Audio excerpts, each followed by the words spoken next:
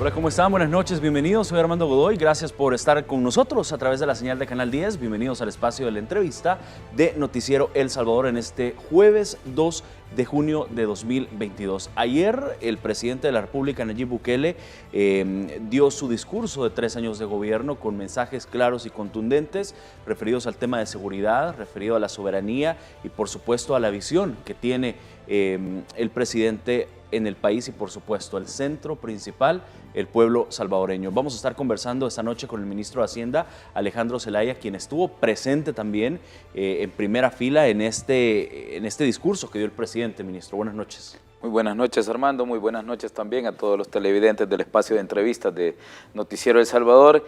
Y sí, tal como tú lo señalabas, asistimos ayer a escuchar el discurso del señor presidente de la República, Nayib Bukele, por los 3 años de gobierno, ¿no? Por supuesto. En 3 palabras, ¿cómo lo resume? Creo que es un discurso esperanzador. Esperanzador. Y esto obviamente el pueblo salvadoreño también lo siente. Y es que El Salvador está a punto de ganar también la guerra contra las pandillas, así lo aseguró el presidente Nayib Bukele en su discurso a la nación en su 3er año de gobierno. El mandatario resaltó que la victoria sobre los grupos terroristas inició desde la implementación del Plan Control Territorial en junio de 2019 y se reforzó con el régimen de excepción en el que se registra la captura de más de 36,000 delincuentes. Quiero que vean las declaraciones y por supuesto lo que dijo el presidente.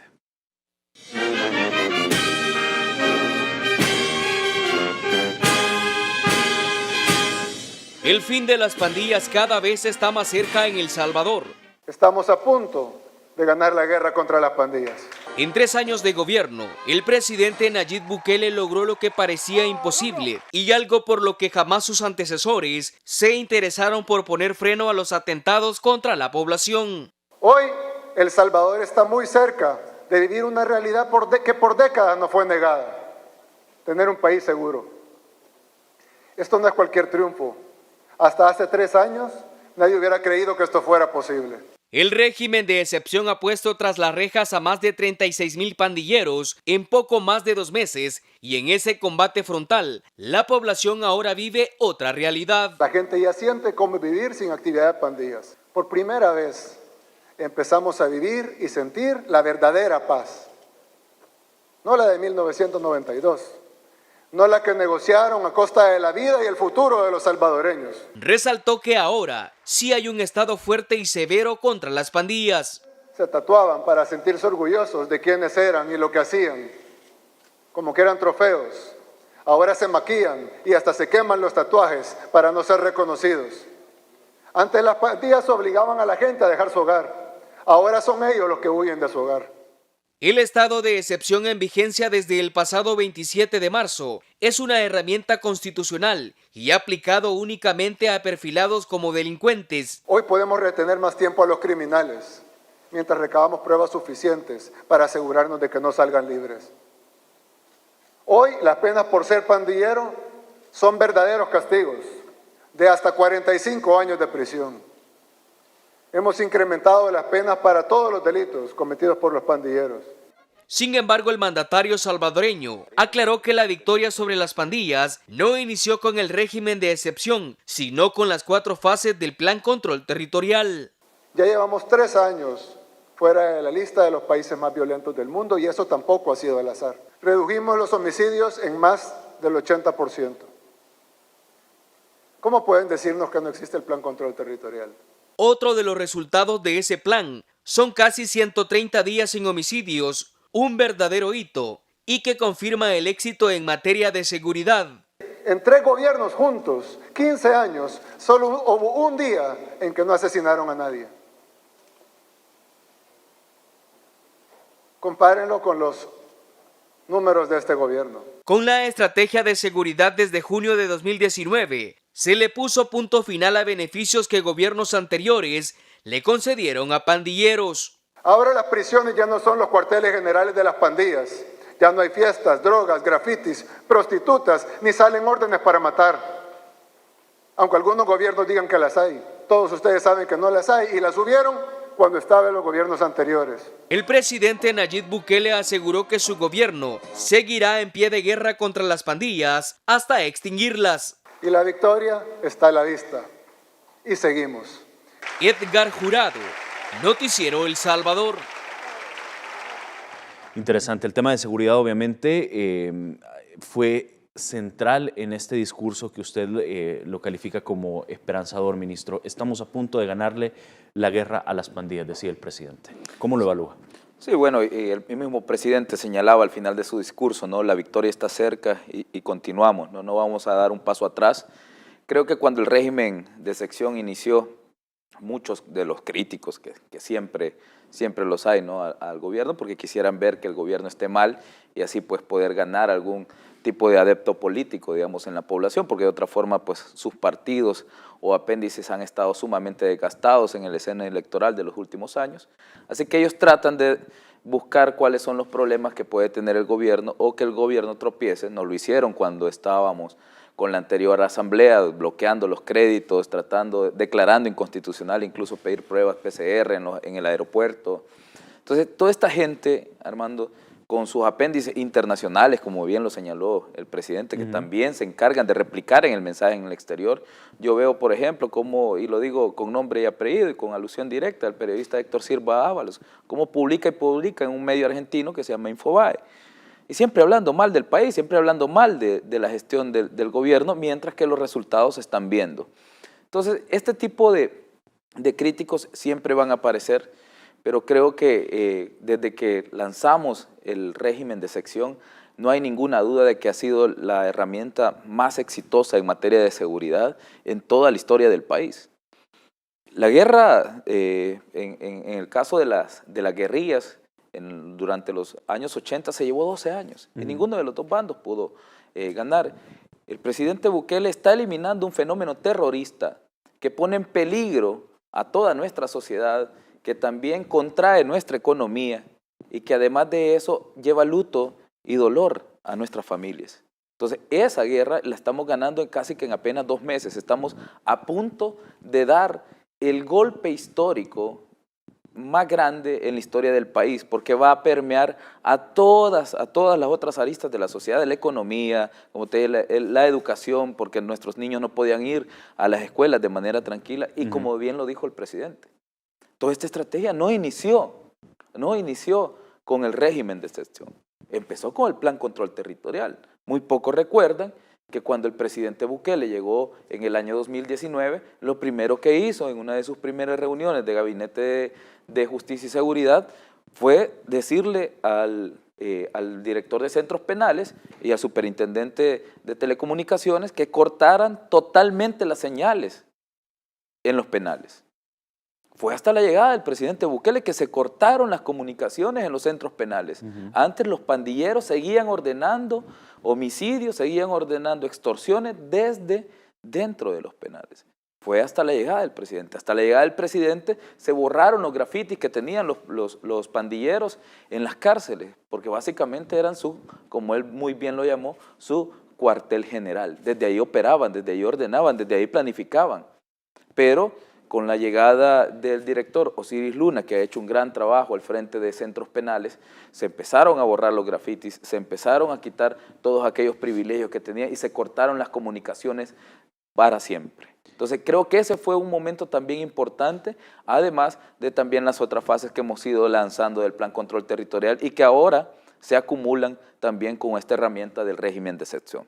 De hecho, el presidente recordaba a la población que a pesar que muchos en 1992 dijeron que el conflicto armado había terminado, decía el presidente, no era cierto, solo cambió de forma, el pueblo salvadoreño siguió siendo víctima de la violencia con la misma fuerza, decía el presidente, o incluso mayor durante la guerra. Y esto nos llama también la atención con lo que usted decía, ministro, que existen poderes económicos fuera de El Salvador que están muy interesados en meter mano aquí en El Salvador y que obviamente lo han hecho durante muchos años. Y esto me da paso a mostrar el siguiente tuit del presidente de la República hace un par de minutos. Dice, muchas de las armas que financiaron desde el exterior para asesinar a nuestro pueblo siguen en las calles, en las zonas rurales, en escondites y en manos de los criminales. Luchamos contra un mal que alimentaron durante 40 años en la llamada, entre comillas, guerra y en la llamada, entre comillas, paz. Y esto refiriéndose a un tuit de la PNC donde habla que en Santa Ana localizaron abundante munición depositada en cajas para herramientas y cubetas. En total fueron 6.600 cartuchos para fusil M16, 1.800 cartuchos para fusil G3 y 4 cargadores para fusil M16. Ahí está viendo usted las imágenes que publicaba la cuenta oficial de Twitter de la Policía Nacional Civil. Ministro, es lo que dice el presidente respecto a este tema. Son todas armas de asalto, municiones Claro. para armas de asalto, ¿verdad? O sea, no son armas para que puedan usar los civiles. Imagino que las investigaciones ahondarán mucho más cuál era el destino y cuál era el motivo por cual la persona que las mantenía o quienes estén implicados mantenían eso. Pero el presidente creo que también pone en contexto, ¿no?, qué es lo que ha pasado no solo con la realidad de El Salvador, sino con toda la realidad de Latinoamérica en los últimos años. Se inundó de armas territorios que básicamente eran territorios pacíficos. Ahora todas esas armas están en las calles. Tú lo ves con la violencia en las favelas en Brasil. ¿Cómo llegan las armas hasta las favelas? ¿Cómo tienen la capacidad de movilizarte municiones de rifles de asalto? No es fácil conseguir, o sea, de hecho en nuestro país están prohibidas por completo para el uso de civiles. Entonces, ¿cómo se consiguen y cómo se mueven esas mismas armas que van a los cárteles latinoamericanos? Entonces, creo que es una realidad que Latinoamérica le ha sido impuesta durante mucho tiempo y con la cual nosotros debemos luchar. Hay que sacar esas armas de las calles, hay que volver a nuestra sociedad, una sociedad pacífica.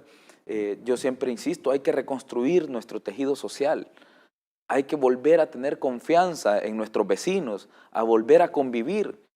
Y mucho de eso depende de que las calles estén seguras por completo. Entonces, ahora veía cómo una persona, creo que es de Amnistía Internacional, estaba pidiendo que el régimen de excepción cesara, porque decía que las personas que se capturan vienen de los estratos más bajos o vienen también mencionaba algunos municipios, y decía vienen de este y este municipio, ¿no? Y yo me preguntaba, bueno, ¿y no será que estamos haciendo lo correcto? Porque realmente lo que estamos haciendo es sacando a los criminales que molestan a nuestra gente más vulnerable que vive en esas zonas. Debería ser lo contrario. Gracias a Dios que ese criminal lo hemos logrado sacar de circulación y ya no va a estar molestando a sus vecinos, ya no va a seguir delinquiendo con los negocios locales y no va a poder atentar contra la vida de más salvadoreños. O cobrando renta. Entonces, correctamente, o cobrando la renta o extorsionando, ¿no? Entonces, ¿cómo estas ONGs terminan tergiversando por completo la realidad? Nunca han venido a una comunidad de esas que ellos mencionan, jamás han puesto un pie en esa comunidad, jamás les ha preocupado. Como bien lo decía el presidente, ¿por qué hay una preocupación repentina por nuestro país tan pequeño? ¿Qué les interesa repentinamente de lo que está sucediendo en El Salvador?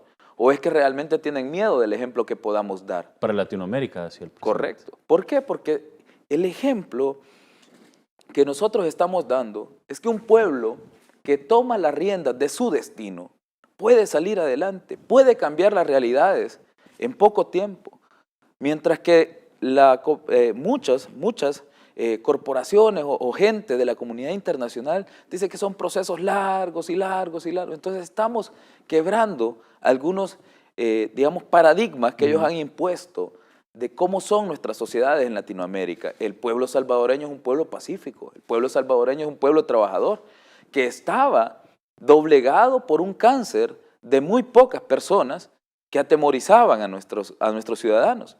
Pero la verdad es que nosotros somos un pueblo solidario. Nos hace falta un poco de orden, Armando, y qué es lo que ha venido a poner el presidente. Entonces, cambiar esa realidad, cambiar ese contexto de cómo inundaron de armas toda América Latina, cómo en su momento financiaron, y lo decía el presidente, financiaron la guerra, intereses internacionales de ambos bandos. Financiaron la guerra de intereses internacionales, porque esa guerra no era de los salvadoreños, decía. Nosotros pusimos los muertos y eso lo sabemos. Y luego se firmó la paz con el acompañamiento también de la comunidad internacional. Y no quiere decir que el presidente esté en contra de la comunidad internacional. Totalmente lo contrario, estamos a favor de ser parte de un concierto de naciones, de tener relaciones internacionales respetuosas y de pares, de estados soberanos a estados soberanos, de estados independientes a estados independientes. Entonces, pero necesitamos que todos nuestros amigos tengan una buena intención al venir a nuestro país a tratar de ayudarnos. Y si no, como él lo dijo, por favor, no nos estorben porque esta realidad la vamos a cambiar. Quiero que pongamos pausa en este tema, el tema de la soberanía, que ha sido también parte del eje principal en el discurso del presidente, para poder analizarlo, sobre todo, ministro, porque desde su rol en la hacienda pública y obviamente garantizando el buen uso de los recursos en las diferentes carteras del Estado y, por supuesto, tiene que dar el rostro, tiene que reunirse con organismos internacionales también. Esta línea es sumamente importante, la soberanía. Vamos a la pausa y al regresar venimos hablando de esto. Un placer estar con ustedes esta noche. En este jueves 2 de junio de 2022 estamos conversando con Alejandro Zelaya, ministro de Hacienda. Saben, por cierto, en el discurso a la nación de 3 años de gestión, el presidente Nayib Bukele envió un contundente y claro mensaje a la oposición y quienes buscan tener injerencia en las decisiones que él está tomando a favor de la gente. El mandatario aseguró que el país ahora avanza en diferentes rubros que benefician a miles de familias.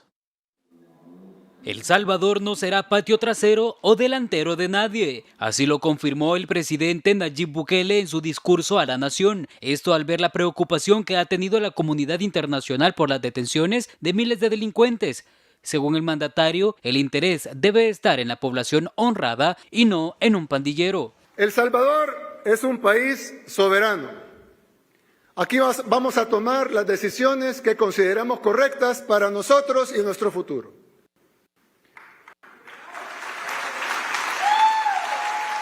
Algunos países dicen estar preocupados por los cambios profundos que hemos hecho y las decisiones que estamos tomando.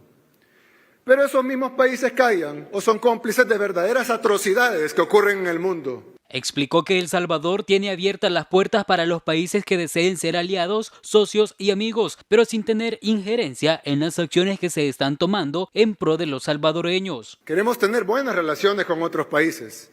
Queremos ser aliados, amigos, socios.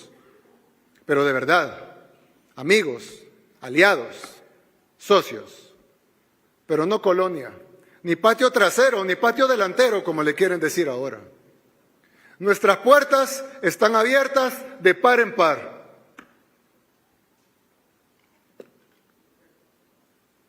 Pero no permitiremos que nos vengan a decir qué hacer. La visión del presidente Nayib Bukele es sacar al país del hoyo en el que se encontraba por el abandono de gobiernos del FMLN y Arena, que no se preocuparon por ayudar a las familias salvadoreñas. Debemos saber y tener claro quiénes son los que nos condenan, quiénes son los que nos critican, quiénes son estas personas. Se dividen en 2 grupos, aunque trabajan de la mano, como si fueran uno, pero son 2 grupos diferentes. El primer grupo lo forman los que acaban de aparecer, esas organizaciones y representantes de organismos internacionales que ni conocen El Salvador. Y de repente somos su prioridad. Pasan todo el día comentando, sancionando y condenando y operando en El Salvador. Pero antes ni sabían dónde estaba. El otro grupo sí ha vivido acá. Sí conoce El Salvador. Son los que nos saquearon y nos mataron durante 40 años. Con las decisiones acertadas del mandatario, los salvadoreños ahora gozan de una mejor educación, inversión, turismo y sobre todo la seguridad que tanto anhelaba la población. Edgar García, Noticiero El Salvador. Interesante la postura del presidente Nayib Bukele, algo que hablábamos justamente mientras estaba él dando este mensaje. Yo no recuerdo como salvadoreño que exista o que haya existido un presidente en El Salvador que hable públicamente sobre soberanía. Este es el primer presidente que yo veo en El Salvador que habla de soberanía en el país. Sí, Armando, y coincide justamente porque este es el primer presidente que le genera un punto de inflexión a la historia de nuestro país en la historia reciente. Nuestra Constitución reconoce que somos un país soberano. Yo no sé a quién le alarma o a quién le extraña que el presidente haga alusión de que nosotros somos un país independiente, y lo digo por aquellos que siempre salen a criticar que el presidente no le debió haber hablado así a la comunidad internacional. Bueno, ¿en qué tono quieren que nosotros hablemos? ¿En qué tono quiere que hable un mandatario? Yo veo a veces cuando hay un atentado terrorista, por ejemplo en Estados Unidos, y sale el presidente de la República o quien esté al mando y dice América responderá con fuerza ante sus agresores, y con un tono fuerte, porque se van a defender. Hoy por hoy nosotros estamos viviendo una agresión de un grupo terrorista interno y vamos a responder de manera contundente contra ellos, tal como lo ha señalado el presidente. Y también aquellos intereses que pretendan defender a este grupo terrorista interno, aquellos que pretendan que detengamos nuestra estrategia de seguridad.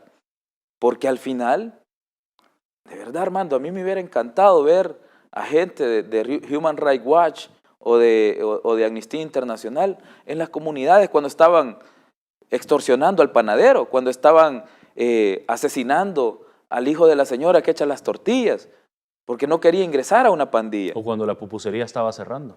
Correcto. Claro. Pero ¿cuándo estuvieron ellos ahí? ¿Cuándo vinieron a El Salvador?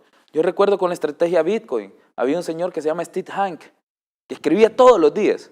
Hoy quizás creo que ya se le acabó el feed porque no volvió a escribir sobre El Salvador. Pero así pasa. Entonces, a esos intereses oscuros, y no se refiere el presidente Bukele a la población. Si es que los pueblos somos hermanos. Lo que pasa es que hay intereses en todos los países, así como hay aquí, malos empresarios, evasores, que a través del financiamiento a partidos políticos en el pasado lactaron del Estado y pudrieron nuestro país de corrupción. Así los hay también en todo el mundo. Y esas malas personas son los que tienen intereses particulares también en El Salvador. Porque si el modelo se replica, sus intereses también se ven afectados en toda la región. Entonces, hablar de soberanía es hablar de lo que reconoce nuestra Constitución. Y creo que un poco de dignidad es lo que siempre nos hizo falta. No quiere decir con esto que nosotros nos vamos a pelear. El presidente ha dicho, las puertas están abiertas de par en par. Para todos aquellos que quieran ayudarnos a construir este sueño. Para todos aquellos que quieran venir a ayudar a nuestra gente.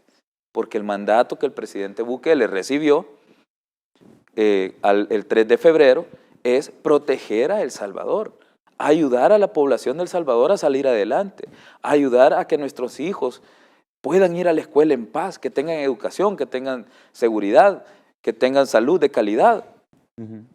Pero el mandato que él recibió no es quedar bien con algunos intereses extranjeros que nos vienen a decir que liberemos a los pandilleros, que el régimen de excepción viola los derechos humanos de estos angelitos que atentan siempre contra la población, que si nosotros seguimos capturando pandilleros, ¿de qué van a vivir las familias? ¿Qué van a tener que trabajar?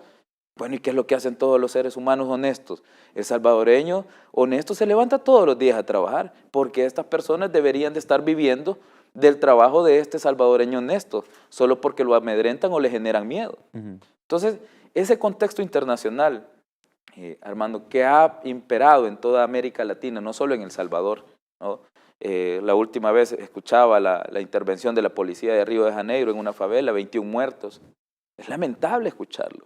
Pero esas son las comunidades que nosotros tenemos en Latinoamérica o que hemos tenido históricamente, porque no se ha invertido adecuadamente. Y cuando un gobierno empieza a invertir, empieza a desarrollarse, siempre habrán esos intereses que estén ahí a la orden del día para tratar de detenerlo, porque no les conviene.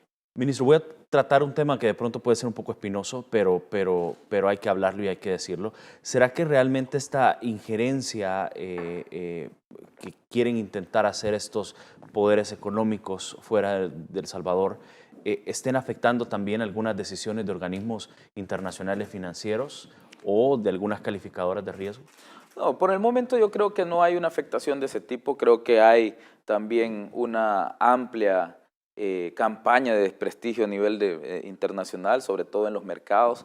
Creo que la apuesta del Bitcoin ha puesto preocupados a algunas personas que tienen intereses sobre la banca internacional y cómo ese fenómeno, si se masifica, pudiera afectarlos. Ahí creo que sí hay una campaña por ese lado. En nuestras relaciones con los organismos multilaterales, nosotros sí somos muy respetuosos. Ellos también lo han sido con nosotros, con nuestra soberanía, con nuestra independencia, con nuestra toma de decisiones. Tenemos una muy buena relación con Banco Mundial, con BID, con Fondo Monetario Internacional, con el BESI, ahora mismo que ya entramos al Banco de Desarrollo de América Latina, y estos organismos han estado siempre a la altura, ¿no? Cuando han habido algunas decisiones que nosotros hemos tomado, nosotros también las hemos discutido con ellos, se las hemos explicado y han quedado satisfechos con nuestras razones, ¿no? Entienden que son decisiones también de Estado y que necesitamos realizar para asegurar pues, el beneficio de nuestra población, como la entrega de computadoras. En la entrega de computadoras hubo un organismo internacional que me dijo cómo van a hacer para pagarlas. Tenía una preocupación sobre nuestro programa de entrega de computadoras. Entonces, le explicamos cuáles eran las fuentes de financiamiento, cuál era el programa de distribución, cuáles eran los objetivos que nosotros queríamos lograr. Y ellos dijeron, bueno, entonces creemos que lo han elaborado bien. Entonces, ese tipo de preocupaciones siempre existen. Así como te digo, me preguntaron por el programa de computadoras, algo que yo no iba a dejar de financiar, aunque me lo pidieran. Pero este tipo de conversaciones se tienen siempre. Por el otro lado, los organismos multilaterales que han sido muy respetuosos, como te dije, incluso con nuestra estrategia Bitcoin, nos hemos sentado. La política monetaria de El Salvador. Hemos hablado con ellos, correcto, sobre la política monetaria de El Salvador, que la tienen todos los países. Solo nosotros, que a partir de 2001 ya no contamos con esa política monetaria porque nos plegamos al dólar, ¿no? Pero hay otro sector que sí está preocupado internacionalmente, ¿no? Entiendo que a República Centroafricana, que también adoptó Bitcoin como segundo país a nivel general, empezaron a bloquearle una serie de créditos. Entiendo que han llamado a revisión un crédito en específico de un organismo multilateral, que lo llamaron a revisión, que era, hasta donde sea, era un crédito destinado para el sector salud, o sea, para uno de los países más pobres, ¿verdad?, de África. Le bloqueas un crédito. Un tema prioritario para un país en medio de un contexto de correcto, pandemia. le bloqueas un crédito de salud y que la verdad antes no se lo había bloqueado, sino que hasta cuando tomaste la decisión de adoptar Bitcoin como moneda de curso legal. Entonces, hay intereses que se ven afectados. Hay conceptos que nosotros hemos tenido en nuestro mapa mental que con la llegada de estas nuevas tecnologías tienen un cambio, el concepto de banca centralizada. El concepto de banco privado también, la democratización de los mercados de valores.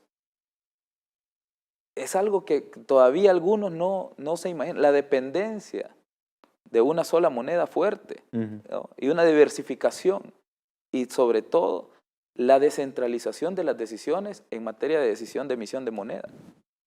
Eso creo que es lo que más les preocupa a algunos, porque los gobiernos, por ejemplo, muchos gobiernos durante la crisis de COVID-19 para financiar su plan de gastos, emitieron moneda, nada más. Eso generó un efecto inflacionario a la vuelta de la esquina, que se agravó con la crisis de los suministros y que ahora se ha agravado mucho más con la guerra entre Rusia y Ucrania. Entonces, esas decisiones de estas personas de las economías fuertes, donde dijeron vamos a emitir más moneda, ahora nos está también causando un golpe a toda la población mundial. Eso se ve afectado, esa toma de decisiones centralizada, se ve afectado al no tener un banco central que rija la emisión de moneda. Ese es el verdadero miedo que algunos tienen. Pero yo siempre he dicho que estos fenómenos hay que salir a abrazarlos, hay que salir a controlarlos, hay que verlos, hay que estudiarlos, porque quieras o no van a seguir sucediendo. La tendencia mundial o la tendencia económica mundial siempre nos dice que hay una innovación financiera sobre otra. Entonces, dejarlos, digamos, de forma que crezcan espontáneamente siempre causa burbujas y causa problemas. Entonces, lo mejor es buscar cómo adaptarnos y buscar cómo regularlo. Pero sí hay muchos intereses, Armando, enfocados en nuestro país. Como te decía, extrañamente, este señor Steve Hunt, nunca había escuchado de él yo antes, y de repente empezó a escribir sobre El Salvador, y uno tras otro, y así hay un montón. O sea, es indudable que los medios especializados, diarios internacionales, escriben y escriben sobre El Salvador. ¿Y antes cuándo escribían sobre El Salvador? Antes siempre estábamos en la página roja, para muertes, para masacres, para violencia, pero ahora empiezan a escribir sobre las decisiones del presidente. Y porque es un hombre que tiene de verdad los pantalones en el puesto y porque está ejerciendo su cargo como mandatario de la República, por eso se admiran. ¿Y qué esperaban? Un líder débil, alguien que no sepa qué hacer con el país, que tenga que ir a pedir consejo a sus grupos de interés y que les va a decir, ¿qué hago con esto? ¿Cómo aplico esto? No esperaban que un país pequeño pueda cambiar su destino en tan poco tiempo. Y creo que el discurso del presidente estuvo centrado sobre todo en eso. Cómo en poco tiempo un país puede cambiar su destino realmente si así lo quiere. Y eso que apenas van 3 años y las grandes transformaciones que han ocurrido en el país son incalculables y es evidente. El pueblo salvadoreño lo puede ver, lo puede percibir, lo puede tocar, lo puede admirar y puede estar también ahí. Vamos a hacer la pausa, regresamos con más, ya venimos.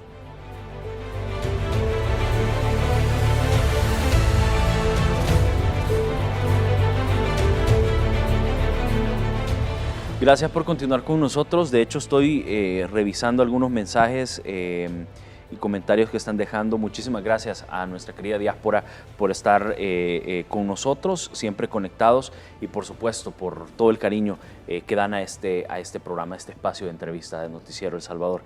Ministro, estábamos analizando el discurso del presidente y algo que me llama mucho la atención es que la oposición continúa diciendo que aquí no hay democracia. La oposición continúa diciendo que esto es una dictadura y el presidente ayer dio una respuesta clara y decía, no se trata de una dictadura, se trata de liderazgo. ¿Cómo ve usted esta frase del presidente? El liderazgo respaldado por el pueblo sobre todo, ¿no? Porque puedes tener un liderazgo respaldado por los grupos de poder, un pequeño grupo de poder que es al que normalmente obedeces y respaldado con ese liderazgo a través de sus medios, a través de sus canales, a través también de sus grupos de interés, ¿no? En el territorio o a través de sus estructuras partidarias. También hay ese tipo de liderazgo. En el caso del liderazgo del presidente Bukele es un liderazgo que nace del respaldo popular, ¿verdad?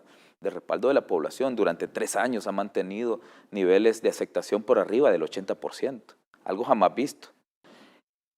Y creo que ese liderazgo reside en 2 cosas, en valentía e inteligencia.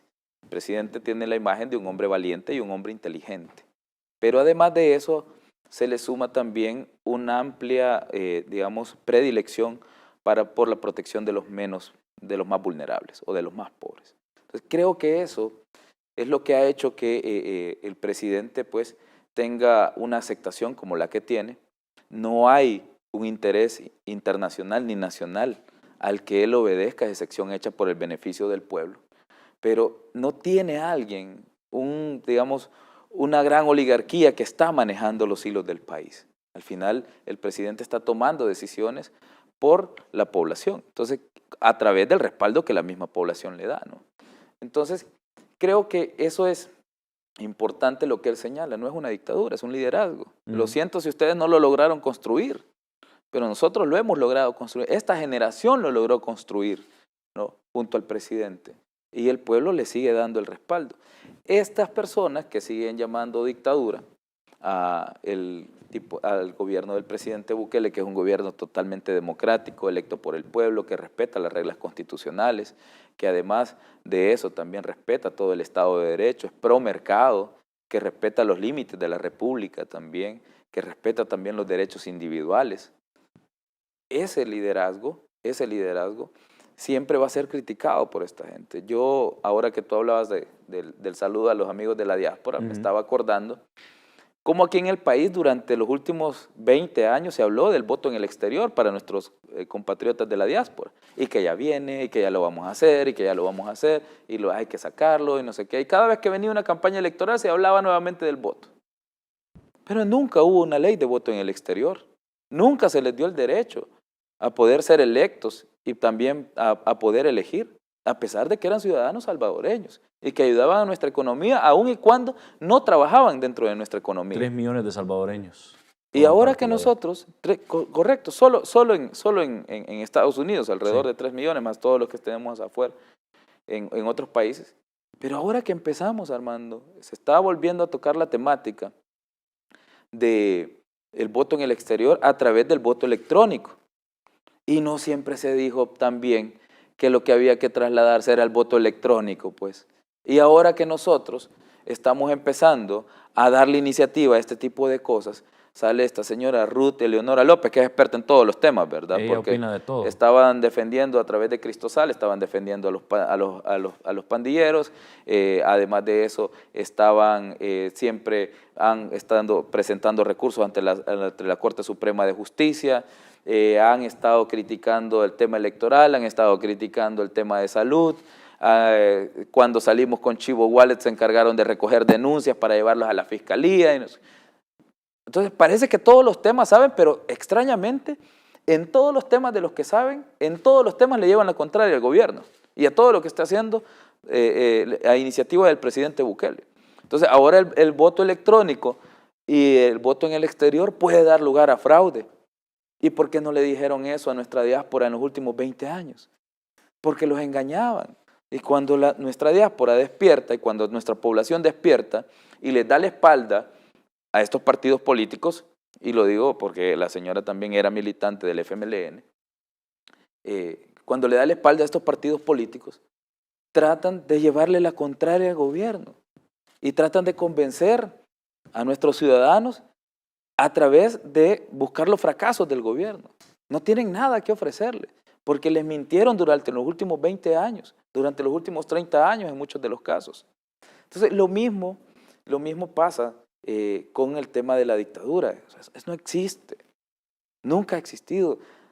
Un solo medio de prensa que el gobierno de la República haya cerrado, un solo periodista que haya sido procesado por algo.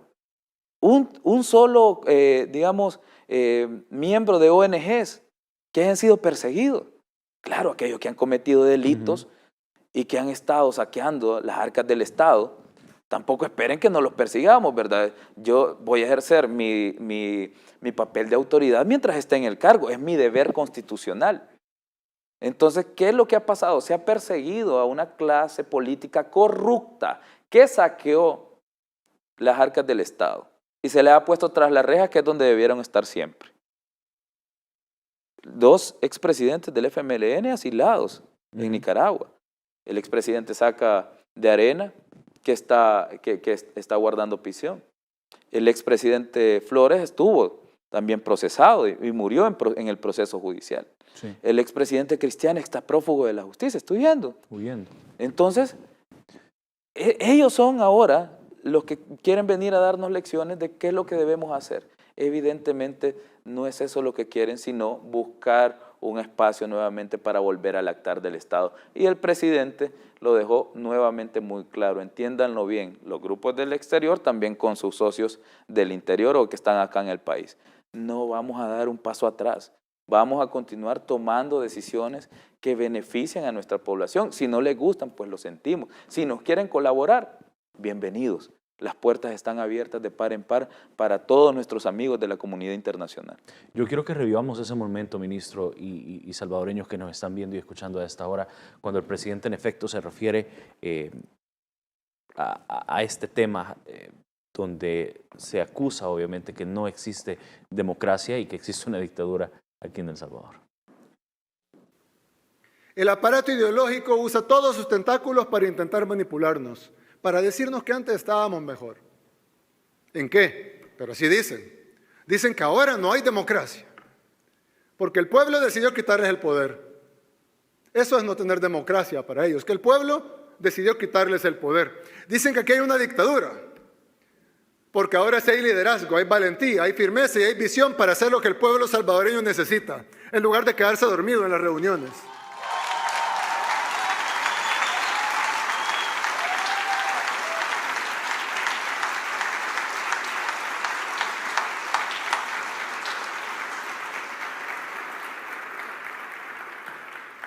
Eso no se llama dictadura, se llama liderazgo y democrático. Ahí está donde decía el presidente, no se llama dictadura, se llama liderazgo y democrático. Y quiero recalcar esta palabra democrático porque hay un amplio respaldo Es decir, todas las encuestas lo dicen. De hecho, hace poco, me confirma la producción si fue hoy o ayer, que la UCA sacó una encuesta precisamente, y es la segunda encuesta que saca en menos de 15 días con el tema de la imagen del presidente y esta gestión en el tema de seguridad. Y todos le dan una calificación arriba de 8.5. Y bueno, existen otras encuestas que su calificación es arriba de 9. La prensa en gráfica. 3 años. Bueno, la misma prensa gráfica que muchos decían en redes sociales que le salió el tiro por la culata. Sí, bueno, tuvo que ser su portada, ¿no? 87% de aprobación. Yo sé que a muchos quizás de los que estaban redactando la portada no les habrá gustado. Todos sabemos, y no es secreto para nadie, que el periódico ataca día y noche, al igual que el Diario de Hoy y otros medios que están directamente enfilados contra el gobierno. Pero la popularidad del presidente pues no se ve mermada a pesar del tiempo y a pesar de los ataques que ellos han realizado, y es por una sola razón, porque algunos dicen, bueno, ¿y de qué se alegran que el presidente sea popular? ¿Eso en qué ayuda a la gente? Es que ellos no ven el efecto contrario. O sea, el hecho no es que el presidente sea popular, es que el presidente es popular por algo. Porque la gente no va a estar contenta con la gestión de la pandemia si fuera un desastre. La gente no va a estar contenta con la gestión de seguridad si fuera un desastre. La gente está contenta porque ve que están funcionando las estrategias que el presidente está echando adelante. Entonces, algunos cuando ven las encuestas no les gustan los números y dicen ¿para qué celebran la popularidad del presidente? Que no es que se celebre la popularidad del presidente, que se celebra de que la gente esté percibiendo de que los recursos que ellos pagan a través de sus impuestos estén regresando a través de servicios de salud, a través de educación, a través de las iPads de sus niños, a través de sus computadoras, a través de la estrategia del plan control territorial, los vehículos Yago que recientemente compramos, el presidente hacía alusión a eso, los drones de calor, el armamento que le estamos dando a nuestra PNC, las municiones. Les mejoramos también sus sueldos a los policías y maestros. Los médicos también. Los médicos que fueron contratados, incluso los que atendieron durante la pandemia. Muchos de los países durante la pandemia, los médicos que trabajaron ahí, luego se fueron a sus casas y no se les contrató. Nosotros a todos los médicos que trabajaron temporalmente en la pandemia, se les contrató como un reconocimiento, porque creo que hace 1 año o 2 años todos le estábamos llamando héroes. Ahora se nos ha olvidado lo mal que la estábamos pasando en esos momentos y que esa gente nos cuidó aún arriesgando su vida. Claro. Entonces, y hemos hecho todo este tipo de movimientos y la gente lo reconoce. Y ese es el termómetro que nos guía de que la gestión gubernamental va por el buen camino. Siempre habrá quien dirá que no tenemos para pagar, que vamos a caer en default, que ya viene el impago, que nos van a bloquear, que nos van a meter sanciones. Siempre hay profetas del caos. Pero es por una sola razón, como lo dice el presidente Bukele. Porque perdieron el poder. Porque ya no se pueden nutrir.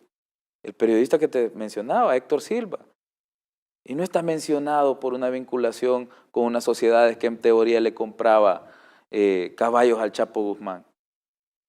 Y no estuvo también en la Secretaría de Comunicaciones, o no recuerdo en qué dependencia del gobierno de Mauricio Funes, acusado por 351 millones extraídos de la partida secreta de las arcas estatales. 351 millones, exiliado en Nicaragua. Son ellos mismos. Al final lo que pasa es que perdieron el poder. Estos periódicos que, como te dije, la encuesta tuvo que ser portada, un 87% de aprobación del presidente. Y no eran los mismos que pasaban alabando a los gobiernos de arena en su momento. El papel que jugó Fusades como think tank que validaba aquellas políticas de gobierno y le ponían el sello de, está bueno porque ya lo revisó Fusades. Y si quieres tener una buena planificación económica, tenés que irte a sentar con la gente de Fusades. Y tenés que hacerle caso a lo que te diga la gente de la NET en su momento. ¿Por qué? Porque son grupos de interés. ¿Por qué se forman estas ONGs y tratan de tomar poder en las decisiones gubernamentales? Pues son grupos de interés, representan a alguien. ¿Quiénes son esos alguien? Al revisar la lista de fundadores de estas organizaciones no gubernamentales, en el caso de Fusades, tú vas a encontrar gente que estuvo vinculada directamente con todos los gobiernos de Arena. Si no mal recuerdo, hasta el mismo expresidente Cristiani aparece como fundador. Altos dirigentes del partido Arena como fundadores. ¿Y qué es lo que hicieron? Validar las políticas de los gobiernos anteriores. Entonces nosotros debemos de construir nuestra propia historia y debemos empezar a dejar de ponerle tanta atención a veces a lo que ese pequeño grupo, porque es un grupo muy reducido. A veces hace mucho ruido, pero realmente es un grupo muy reducido. Al final el salvadoreño de a pie, Armando, lo que le interesa es que nosotros podamos llevarle salud, que podamos llevarle educación, que mejoremos las condiciones para que ellos puedan acceder a un empleo. Porque ese es nuestro rol como gobierno, ayudar. Claro, vamos a tener que trabajar todos. Para eso los han elegido. Correcto. Claro. Y el ciudadano también, ¿verdad? Tiene que aportarle a la sociedad, tiene que buscar formarse. Porque tampoco puedes formar a alguien que no quiere ir a la escuela, a alguien que no quiere trabajar, tampoco lo puedes obligar a trabajar, ¿no? Entonces, creo que esa visión de construir una nueva nación, de darle por fin las oportunidades a nuestra gente, las oportunidades que nunca tuvo, parece risible, pero yo le digo a mucha gente que para algunos una computadora o un iPad no es nada ahora. Pero yo recuerdo que yo conocí las iPads allá por los 12 años, porque yo estudié en un centro escolar público y había las computadoras. iPad todavía no existían en ese momento, pero computadoras como a los 12 años. Y estaban ahí en un centro de cómputo nada más, y habían como 5 computadoras y te turnabas entre 40, ¿verdad? Que eran los muchachos de la sección. Y te tenías que rotar una vez a la semana para estar media hora sentado en la computadora. Media hora. Ahora nuestros niños tienen una computadora, tienen un iPad en su casa. Y con internet. Con internet, que es de ellos, que se la pueden llevar donde quieran. No tenés que esperar una semana para volver a verla. A la semana que regresabas ya no te acordabas cómo encenderla a veces. Entonces, ese cambio en la brecha digital de nuestro país, de verdad, en 10 años, hermano, en 10 años, este país va a ver los frutos de esa inversión que nosotros estamos haciendo. La inversión que está haciendo la primera dama en primera infancia. Histórico. Y de verdad creo que se vienen muy buenas noticias para la primera infancia. Hemos estado teniendo algunas reuniones recientemente para una inversión importante. De verdad, esa inversión que nosotros vamos a hacer en nuestros niños va a cambiar el futuro de esta nación. Va a cambiar el futuro de esta nación. Hoy no lo estamos viendo. Probablemente, porque algunos siempre nos están tratando de distraer con noticias, digamos, amarillistas, que vamos mal, que no sé qué, que esto, lo otro. Pero de verdad, en 10 años vamos a ver el resultado de muchas de las cosas que nosotros hemos estado poniendo las bases, como el tema de seguridad. Era impensable, como lo decía el presidente de la República, El Salvador, que siempre le perteneció a las pandillas, por fin empieza a ser nuestro. Por fin empieza a ser nuestro. Entonces estamos, creo que, ejecutando una buena estrategia en todos los sectores gubernamentales, y creo que el discurso del presidente también pues refleja eso, ¿no? La integralidad de la gestión del presidente. Por supuesto. Se me acaba el tiempo, ministro, pero de verdad quiero agradecerle por venir a compartir con nosotros y sobre todo por dar su punto de vista de lo que dijo ayer el presidente Nayib Bukele, un discurso, como usted dice, esperanzador, pero también que te marca un antes y un después. Hemos conquistado esto, pero nos falta todavía aún más, y decía el presidente, sin titubeos hay que apoyar esta batalla. Y creo que el presidente, si hay algo que siempre pide, y lo pidió desde un inicio, cuando inició su proyecto político Nuevas Ideas, es el acompañamiento de la gente. Que no lo dejaran solo. No me dejen solo. Eso fue, creo que una de las frases más icónicas del presidente Bukele, y él lo sigue pidiendo. Claro. Hay que seguir apoyando la estrategia de seguridad, hay que denunciar, hay que ayudar a que nuestro país salga adelante, hay que salir a trabajar todos los días con la esperanza de que este país lo vamos a cambiar. Y de verdad creo que eso resume buena parte del discurso. O sea, hay que continuar con la gestión que tenemos, pero todavía nos falta mucho. Todavía nos hace falta mucho y hay que luchar día tras día. ¿Sabe? El presidente, ayer algún otro funcionario, quizás después del discurso, se hubiera ido a descansar, se fue a trabajar. Claro. Se fue a trabajar. Entonces, trabajamos día a día para que este país sea mejor y sobre todo los salvadoreños que nos están viendo pueden tener la plena certeza que habrá siempre un gobierno pues dispuesto a trabajar por ustedes. Gracias, ministro, por su tiempo. Gracias a ti, Armando, y con mucho gusto, pues, cuando tenga la invitación, te acompaño en una próxima Su casa oportunidad. siempre aquí. Gracias. Gracias. Vamos a irnos...